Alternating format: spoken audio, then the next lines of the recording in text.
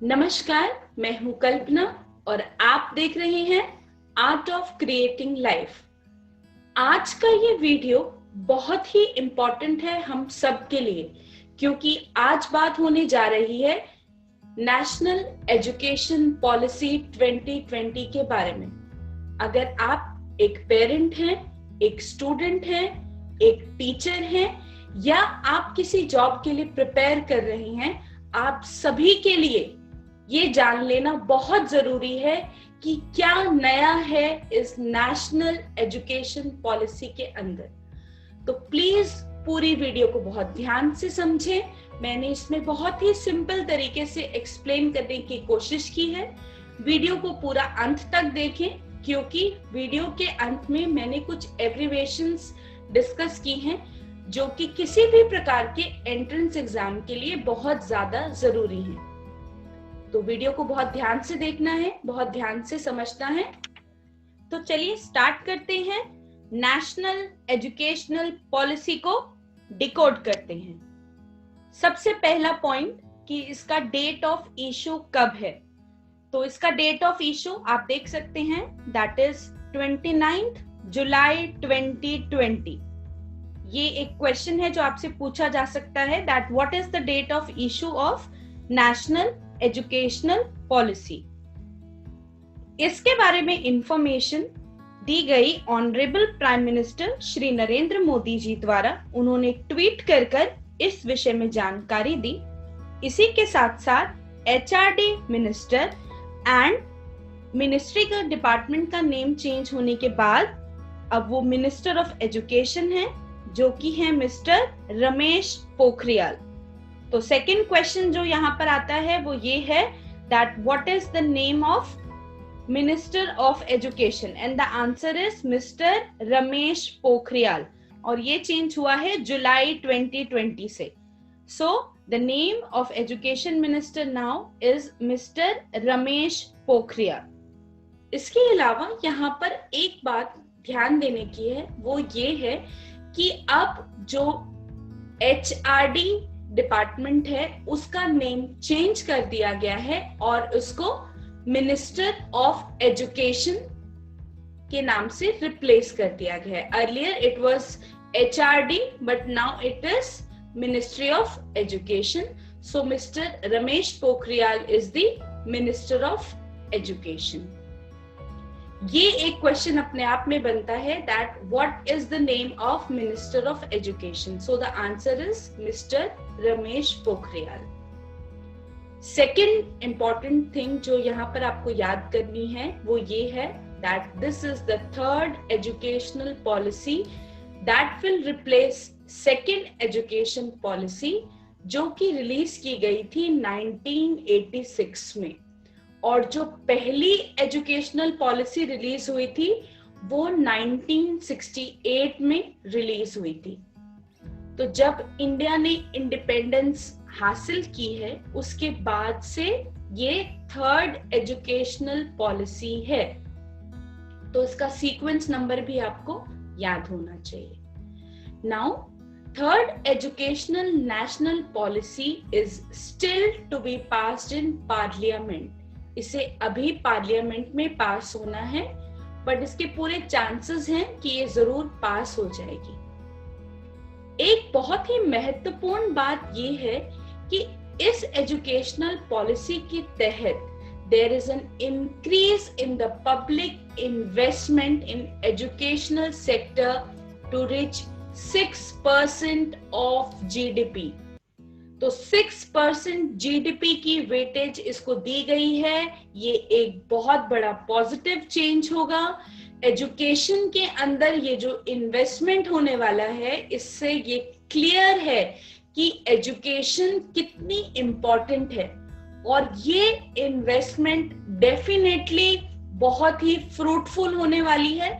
सभी को इससे बहुत ही फायदा होने वाला है, चाहे वो स्टूडेंट्स हैं, चाहे वो स्कॉलर्स हैं, सभी के लिए, टीचर्स हैं, सभी के लिए ये बहुत ही गुड न्यूज है कि जो एजुकेशन है इसमें अब बहुत ही अच्छा अमाउंट दिया गया है एजुकेशन सेक्टर को।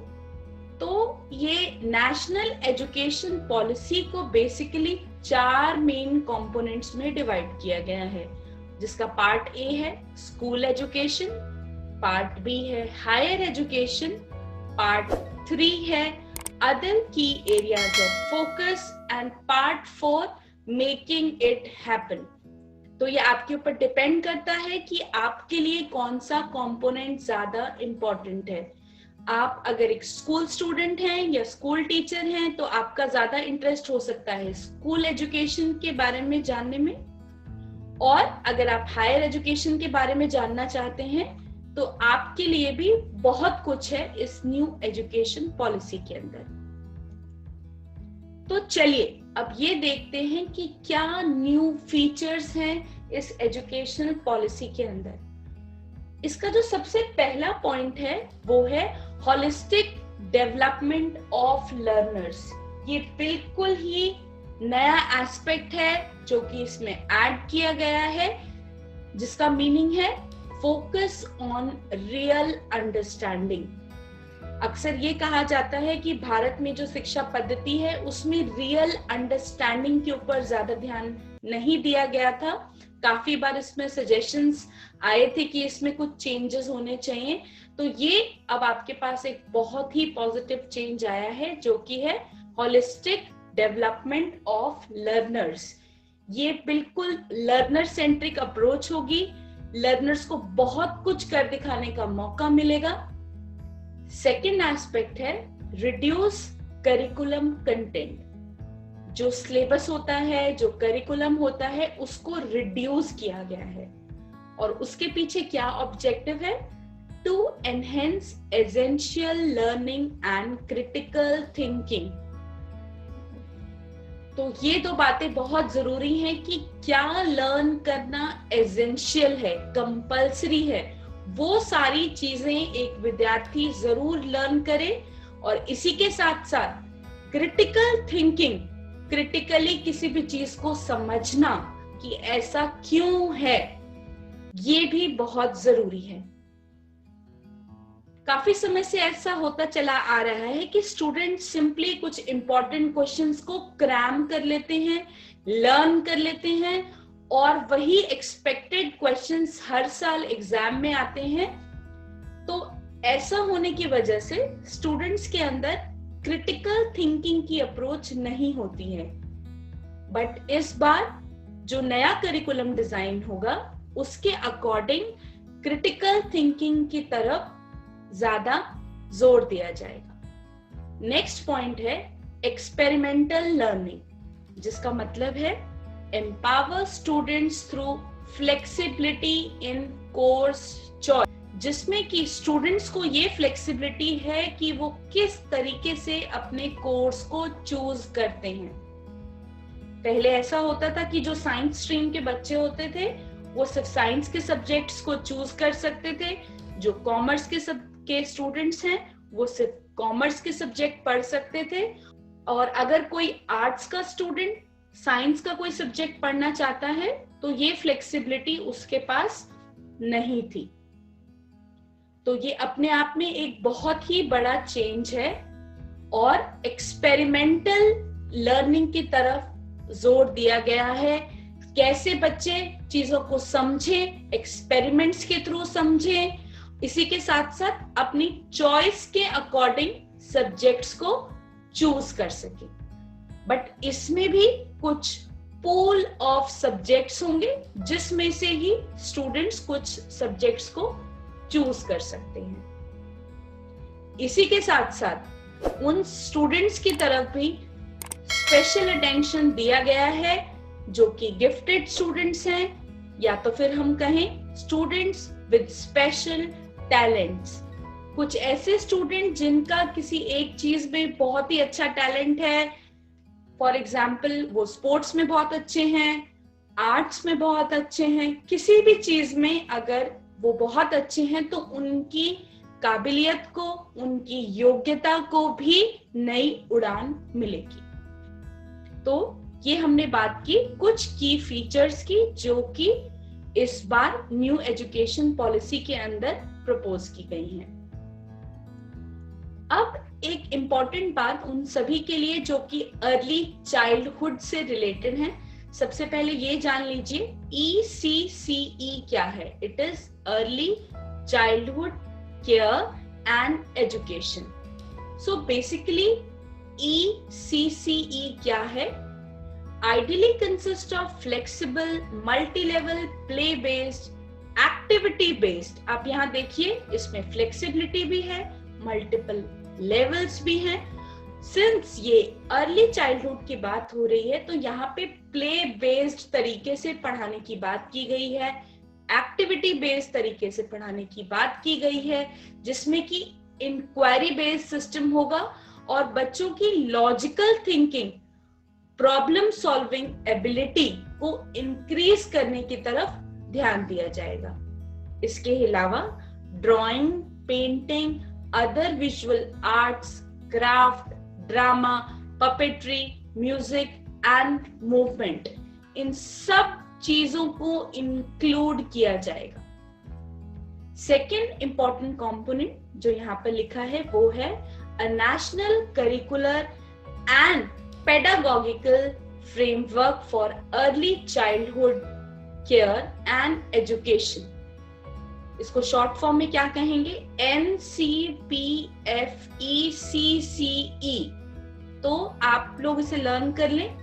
National curricular pedagogical framework for early childhood. Specially जो अर्ली चाइल्डहुड टीचिंग से रिलेटेड है उनको ये फुल फॉर्म जरूर पता होनी चाहिए। For children up to the age of 8 will be developed by NCERT, जिसका ये मतलब है कि NCERT करिकुलम डिजाइन करेगा 8 इयर्स तक की एज के सभी बच्चों के लिए कि उनका क्या करिकुलम होना चाहिए। ये रिस्पॉन्सिबिलिटी NCERT को दी गई है। अब एक और मेजर चेंज वो है transforming assessment for student development. Now यहाँ पे जो एक मेजर चेंज है जिसके बारे में बात की गई है वो है holistic 360 degree multidimensional report that reflects in great detail the progress as well as uniqueness of each learner in the cognitive, affective and psychomotor domains। एक बहुत बड़ा चेंज किसी भी स्टूडेंट को असेस करने के लिए एक 360 डिग्री प्लेटफॉर्म प्रोवाइड किया गया है। यहाँ पर स्टूडेंट खुद सेल्फ असेसमेंट करेगा। सेल्फ असेसमेंट का मतलब है कि वो खुद को मार्क्स दे पाएगा। Second, peer assessment. Peer assessment का मतलब है जो भी उसके सहपाठी हैं, साथ पढ़ने वाले हैं, वो भी मार्क्स प्रोवाइड करेंगे। ये एक बहुत ही नया चेंज होगा जिसमें कि स्टूडेंट ये इम्पोर्टेंट समझेगा कि उसे अपने साथ रहने वालों से किस तरीके का व्यवहार करना है, सभी को साथ में कैसे लेकर चलना है। And the progress of the child in the project-based and inquiry-based quiz, role play, group works, portfolio, etc. along with the teacher assessment। तो अब जो असेसमेंट होने वाली है वो सिर्फ एक टीचर के ऊपर डिपेंडेंट नहीं है, उसमें सेल्फ असेसमेंट इंक्लूडेड है, उसमें पीयर असेसमेंट इंक्लूडेड है और डिफरेंट प्रोजेक्ट्स हैं जो कि स्टूडेंट्स को दिए जाएंगे जिसपे कि स्टूडेंट को काम करना है। नई चीजें हैं जिसके बेसिस पे उनका असेसमेंट किया जाएगा। तो अब बात करते हैं कि स्कूल एजुकेशन लेवल पे क्या चेंज आने वाला है। So the 10+2 structure in school education will be modified. जो स्कूल का एजुकेशन जनरली हम जानते हैं 10+2 के नाम से जाना जाता है, जिसको मॉडिफाई करके न्यू पेडागॉगी प्रोवाइड की जाएगी। अब जो रीस्ट्रक्चरिंग है वो 10+2 की जगह पे है 5+3+3+4 कवरिंग एजेस। तो 10+2 को रिप्लेस किया है 5+3+3+4 को चलिए अब ये डिस्कस करते हैं कि यहाँ पर 5 + 3 + 3 + 4 का क्या मीनिंग है। तो इस डायग्राम में आप देख सकते हैं प्रीवियस एकेडमिक स्ट्रक्चर और नया स्ट्रक्चर जो भी सामने आया है। नए स्ट्रक्चर के अकॉर्डिंग यहाँ पर 4 लेवल्स आप देख सकते हैं। तो ये अपने आप में एक क्वेश्चन है कि कितने न्यू लेवल्स आए हैं। न्यू पॉलिसी के अकॉर्डिंग इसको डिवाइड किया गया है फाउंडेशन, प्रिपरेटरी, मिडिल और सेकेंडरी। तो फाउंडेशन के अंदर हमारे पास है वो 3 इयर्स से कम के बच्चे जो किसी आंगनबाड़ी में पढ़ रहे हैं, प्री स्कूल में पढ़ रहे हैं या बाल वाटिका में पढ़ रहे हैं। उनका एज ग्रुप होगा 3 to 6 इयर्स। और उसके बाद फाउंडेशन कोर्स के अंदर ही क्लास 1 और 2 के स्टूडेंट्स होंगे जिनका एज ब्रैकेट होगा 6 to 8 इयर्स। तो ये टिल 8 इयर्स बच्चा फाउंडेशन कोर्स के अंदर, फाउंडेशन ग्रुप के अंदर बिलोंग करेगा। तो अब बात करते हैं इसके नेक्स्ट लेवल की। और इस प्रिपरेटरी ब्रैकेट के अंदर हमारे पास है 8 से 11 साल के बच्चे जो कि क्लास 3 से क्लास 5 में पढ़ते हैं।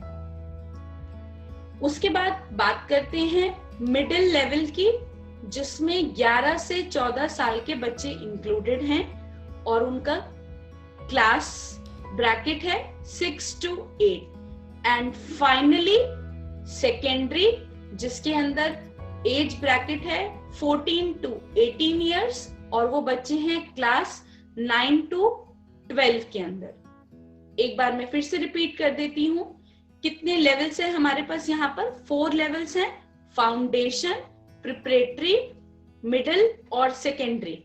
अगर आप एंट्रेंस एग्जाम के व्यू से ये लेक्चर सुन रहे हैं तो आप ये जरूर ध्यान रखें कि कौन सी क्लासेस और कौन से एज ब्रैकेट किस लेवल को बिलोंग करते हैं, foundation, preparatory, middle and secondary.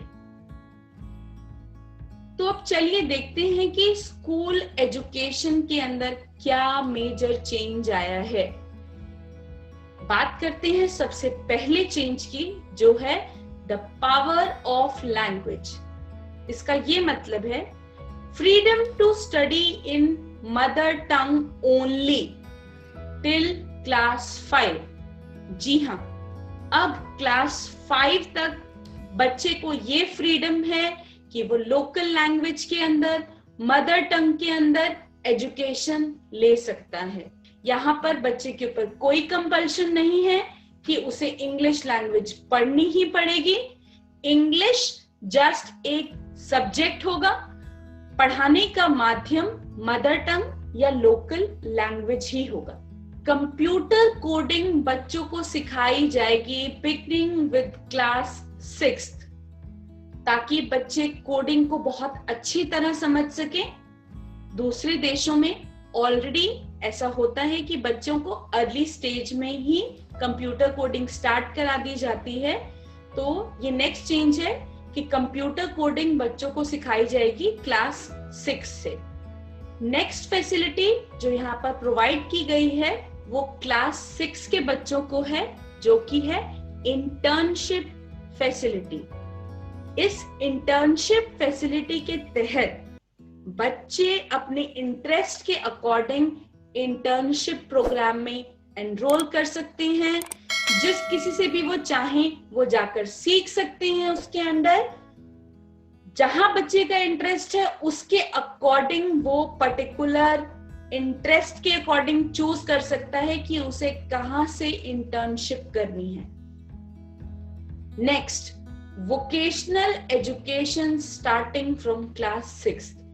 इस बार नई शिक्षा पद्धति के तहत वोकेशनल एजुकेशन को बहुत महत्व दिया गया है, इसलिए इसे क्लास 6 से ही इंक्लूड किया गया है। So the next changes from class 9 to 12th they will have semester system of examination। Semester system of examination का क्या मतलब है कि बच्चों की जो परीक्षा एंड टर्म एग्जामिनेशन साल में एक बार हुआ करता था, अब वो साल में 2 बार हुआ करेगा। एक साल में 2 सेमेस्टर होंगे और जो नेट रिजल्ट बच्चे का कैलकुलेट होगा, नेट इवैल्यूएशन होगा, वो सम टोटल होगा, वो बेस्ड होगा दोनों सेमेस्टर्स के ऊपर। The next point is no need to choose a particular stream in class 11। अब तक का सबसे बड़ा चेंज जो मुझे लगा वो ये है कि क्लास 11 में आकर के आपको एक पर्टिकुलर स्ट्रीम मिलती थी कि आप एक साइंस स्टूडेंट हैं, आप एक कॉमर्स स्टूडेंट हैं या आप एक आर्ट्स के स्टूडेंट हैं। अब स्टूडेंट्स के पास ये फ्रीडम रहेगी कि वो अगर एक साइंस स्टूडेंट हैं और वो ज्योग्राफी पढ़ना चाहते हैं, या वो एक आर्ट्स के स्टूडेंट हैं और वो केमिस्ट्री पढ़ना चाहते हैं या कोई और सब्जेक्ट पढ़ना चाहते हैं, तो वो चूज कर सकते हैं दूसरे सब्जेक्ट्स को भी। तो कोई सेपरेट स्ट्रीम नहीं होगी, बट हाँ कुछ सब्जेक्ट्स का पूल होगा जिसमें से सब्जेक्ट्स सेलेक्ट किए जा सकेंगे। स्टूडेंट अपने इंटरेस्ट के अकॉर्डिंग कोई भी सब्जेक्ट उस पूल में से सेलेक्ट कर सकता है। तो बच्चों को बहुत अच्छी अपॉर्चुनिटी मिलेगी अपने इंटरेस्ट के सब्जेक्ट्स को चूज करने के। सिंस बच्चा डिफरेंट टाइप के सब्जेक्ट्स पढ़ेगा तो इसमें रिसर्च का स्कोप बहुत ज्यादा बढ़ जाएगा। तो चलिए अब बात करते हैं हायर एजुकेशन की।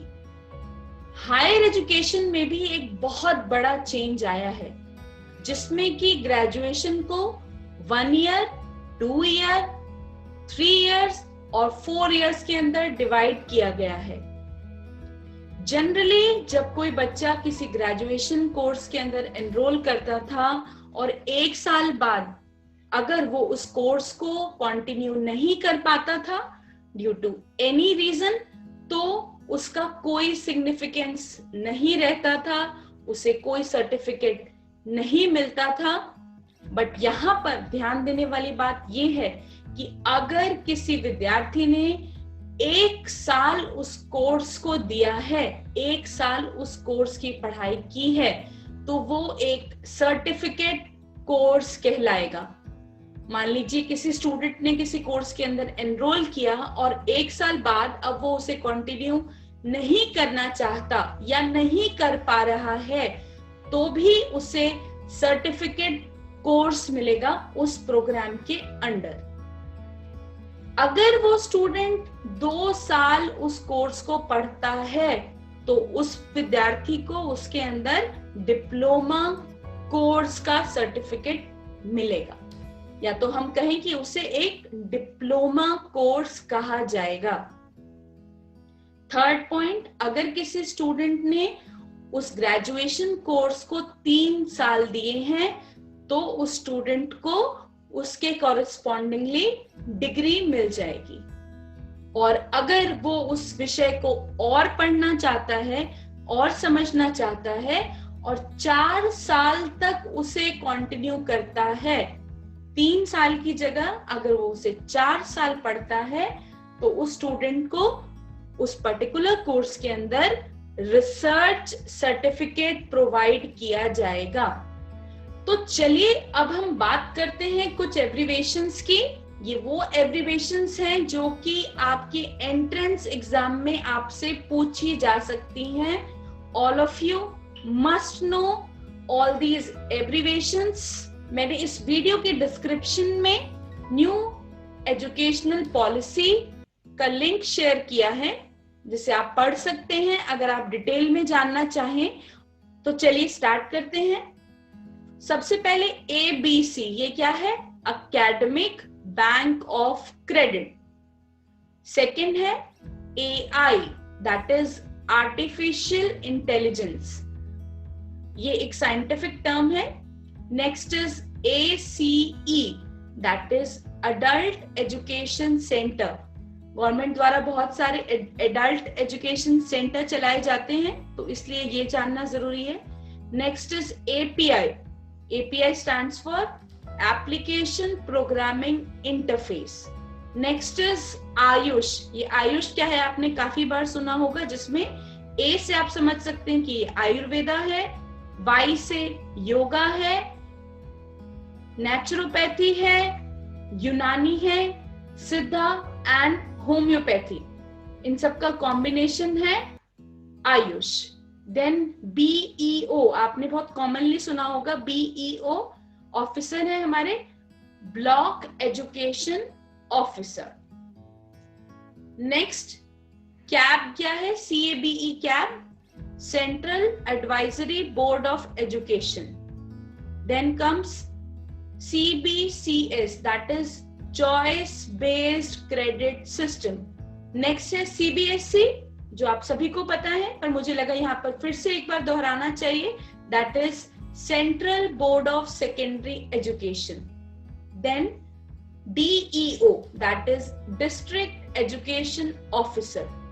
Next point is DIET, that is District Institute of Education and Training.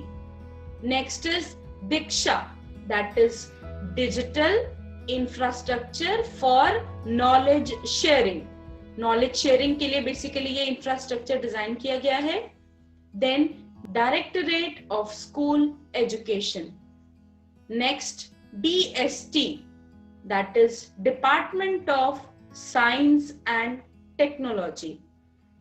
ECCE, इसकी हमने पहले भी बात की थी कि ये Early Childhood Care and Education है.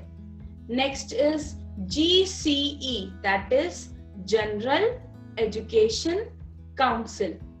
Next is GER, Gross Enrollment Ratio. GFR, General Financial Ratio. आप इन दोनों में देख सकते हैं कि यहाँ पे E है और यहाँ पर R है, तो यहाँ पर enrollment है, यहाँ पे financial है. Then HECI, Higher Education Commission of India. Next is ISL, that is Indian Sign Language. ITI क्या है? Industrial Training Institute. Then we have MERU, MERU, that is Multidisciplinary Education and Research University. MHRD, Ministry of Human Resource Development. MOE, Ministry of Education. Next point है हमारे पास मूक का. अब के समय में मूक बहुत इंपॉर्टेंट है क्योंकि चीजें बहुत ऑनलाइन हो गई हैं, बहुत सारे ऑनलाइन प्लेटफॉर्म है, तो मूक को जान लेना आपके लिए बहुत ही जरूरी है. That is massive open online course. बहुत सारे कोर्सेज होते हैं, बहुत सारे वैरायटी ऑफ कोर्सेज होते हैं जिनको आप ऑनलाइन कर सकते हैं. MOU आप लोगों में से अधिकतर लोगों को पता होगा, that is memorandum of understanding. Next is NCC, that is national cadet corps. NCERT बहुत ही कॉमन टर्मिनोलॉजी है जो हम सभी को पता होनी चाहिए. That is national council of educational research and training. Then we have NCTE, ये एसोसिएटेड है टीचर एजुकेशन के साथ. तो NC तो आपको पता है कि ये क्या है? National council for teacher education. What is PTR? ये PTR टीचर्स को भली प्रकार पता होना चाहिए कि PTR क्या है. So this is pupil teacher ratio. Then RNI, that is research and innovation. SCERT, ये स्टेट वाइज होता है, state council of educational research and training. Then SSA, ये भी बहुत इंपॉर्टेंट है, सर्व शिक्षा अभियान. देन वी हैव STEM भी बहुत बार यूज होता है एजुकेशन सेक्टर के अंदर, that is science, technology, engineering and mathematics. And finally, Swayam. स्वयं पोर्टल्स आप लोगों ने सुना होगा, तो ये जानना भी आपके लिए बहुत जरूरी है। That is study webs of active learning for young aspiring minds. तो ये सारी एब्रिवेशंस थी जो कि बहुत ही इंपॉर्टेंट हैं, जो हमें जरूर पता होने चाहिए, बीइंग अ स्टूडेंट भी, बीइंग अ टीचर भी, और वैसे भी आपको जनरल नॉलेज के लिए ये सारी चीजें पता होनी चाहिए। इसके अलावा बहुत सारी एब्रिवेशंस हैं जो कि इस नेशनल एजुकेशन पॉलिसी के अंदर बताई गई हैं। आप एक बार उनसे भी गो थ्रू हो सकते हैं, पर एटलीस्ट ये सारी एब्रिवेशंस आप जरूर समझ लें। और पीडीएफ का लिंक मैंने डिस्क्रिप्शन में दिया हुआ है, एक बार आप अगर डिटेल में जानना चाहें तो वहां से आप इसे पढ़ सकते हैं। तो अंत में मैं बस इतना ही कहना चाहूंगी कि कोई भी नई चीज जब हमारे सामने आती है तब शुरू में उससे अडेप्ट कर लेना, उसे समझ पाना थोड़ा डिफिकल्ट लगता है, but change is the new normal now. हम सभी को कोऑपरेट करना होगा, चाहे हम स्टूडेंट हैं तब भी हमारे लिए नई शिक्षा पद्धति है, इसे समझना हमारे लिए बहुत जरूरी है। अगर हम एक पेरेंट हैं तब भी हमारी ये रिस्पॉन्सिबिलिटी बनती है कि हम इस चीज को समझें कि ये जो नई एजुकेशन पॉलिसी आ रही है ये आपके बच्चे के हित में है। तो फुल कोऑपरेशन चाहिए बच्चों की तरफ से और पेरेंट्स की तरफ से, क्योंकि उनके सपोर्ट के बिना इसे एग्जीक्यूट कर पाना बहुत ही मुश्किल होगा। और टीचर्स, वो सभी टीचर्स जो कि इस नेशन को सर्व करते हैं, इस राष्ट्र के निर्माण करने में अहम भूमिका अदा करते हैं, उन सभी के लिए ये नया होगा। पर मैं आशा करती हूं कि ये एजुकेशन पॉलिसी हम सब के लिए एक नया सवेरा लेकर आएगा, नई अपॉर्चुनिटीज लेकर आएगा। कुछ डिफिकल्टीज आ सकती हैं, बट हम सब मिल करके उसका सामना कर सकते हैं। अगर आपको ये वीडियो पसंद आई हो तो प्लीज इसे लाइक करना ना भूलें, चैनल को जरूर सब्सक्राइब कर लें, क्योंकि मैं यहाँ पे सारी जनरल अवेयरनेस से रिलेटेड, मोटिवेशन से रिलेटेड, जॉब इंटरव्यू से रिलेटेड वीडियोस को पोस्ट करती रहती हूँ। इस वीडियो को शेयर कीजिए उन सभी के साथ जिनका न्यू एजुकेशन पॉलिसी के बारे में जान लेना बहुत ही जरूरी है।